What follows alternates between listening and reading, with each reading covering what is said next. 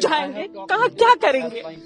तो इंडिया कर सकता है ना, वो इंडिया के बच्चे हैं, इंडिया गवर्नमेंट कर सकती है। हम मोदी साहब से हैंड फोल्ड रिक्वेस्ट कर सकते हैं, हमारे बच्चों को इवैक्यूएट करवाएं एज सून एज पॉसिबल।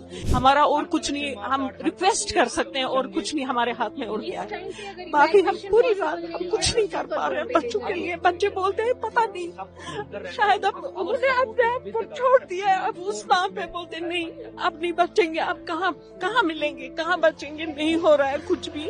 आपको पता है हम माँ बाप हैं, हमारे बच्चे हैं, हमारे लखते जिगर है, वहाँ पर बच्चे सबके सांझे होते हैं। अब फ्लाइट है बंद होने की वजह से तो वो आ नहीं सकते हैं। अगर भारत सरकार चाहे तो उन्हें बुला सकती है। मोदी जी सब कर सकते हैं, मोदी सरकार सब कुछ कर सकती है। ये भरोसा है उन माँओं का, उन बहनों का, उन फादर्स का जिनके बच्चे ईरान में फंस गए थे, और उनके भरोसे को बनाए रखा भारत सरकार ने भी। ईरान से भारतीयों को निकालने के लिए शुरू हुआ ऑपरेशन सिंधु, जिसके तहत अलग अलग जत्थों में भारतीय छात्रों को वापस लाने की तैयारी है। इजराइल ईरान के बीच युद्ध बढ़ता ही जा रहा है। दोनों देश एक दूसरे पर मिसाइल के जरिए हमले कर रहे हैं। किसी के भी दखल से कोई फायदा नहीं हो रहा। इससे दोनों और भारी नुकसान ही नुकसान है। हालांकि इजराइल से ज़्यादा जानमाल का नुकसान ईरान को हुआ है। यहाँ 400 से ज़्यादा लोगों की मौत हो चुकी है। युद्ध के कारण ईरान में मची तबाही के बीच वहाँ रहने वाले भारतीयों के लिए उनके परिवार चिंता में हैं, जो अभी भारत में है, और उनके बच्चे, किसी का भाई, सब फंसे हुए हैं ईरान में। लोग अपने स्वजनों की फिक्र में जी रहे हैं और कई दिनों से मोदी सरकार से मदद की गुहार लगा रहे हैं। कोई नहीं कशिर पिटवान कहाँ जाएंगे, कहाँ क्या करेंगे? तो इंडिया कर सकता है ना, वो इंडिया के बच्चे हैं, इंडिया गवर्नमेंट कर सकती है। क्यों नहीं एक कॉरिडोर निकाल सकते, उनको इवैक्यूएट करवाए एज सून एज पॉसिबल। और हमें कुछ नहीं, हम एलजी साहब से रिक्वेस्ट कर रहे हैं, हम मोदी साहब से हैंड फोल्ड रिक्वेस्ट कर सकते हैं, हमारे बच्चों को इवैक्यूएट करवाए एज सून एज पॉसिबल। ये किस चीज का वेट कर रहे हैं? इससे फर्स्ट क्या होगा? तेहरान जल रहा है, खत्म है, वहां पे कोई चीज, कोई गली नहीं बची सेफ जहां पे बच्चे सरवाइव करें। देयर इज नथिंग, कोई शेल्टर नहीं, कोई कुछ नहीं, कहाँ पे रहें, कहाँ जाए? अटैक्स हो रहे हैं यही 1-1 किलोमीटर की दूरी पे पास में।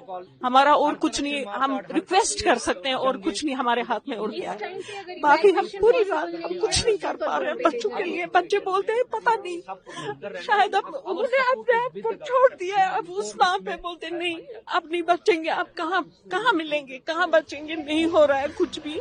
आपको पता है हम माँ बाप हैं, हमारे बच्चे हैं, हमारे लखते जिगर है, वहाँ पर बच्चे सबके सांझे होते हैं। हमारे बच्चे ईरान में पढ़ते हैं।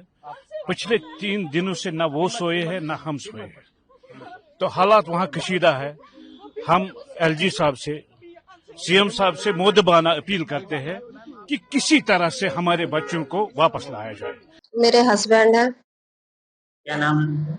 अजहर अब्बास। फिलहाल उनके क्या हालात हैं? कब आपकी बातचीत हुई है? मेरी बातचीत कल सुबह हुई थी। आज भी रात भी फोन आया था, लेकिन वहाँ नेटवर्क प्रॉब्लम की वजह से बात नहीं हो पा रही, क्योंकि वहाँ नेट नहीं चल रहा।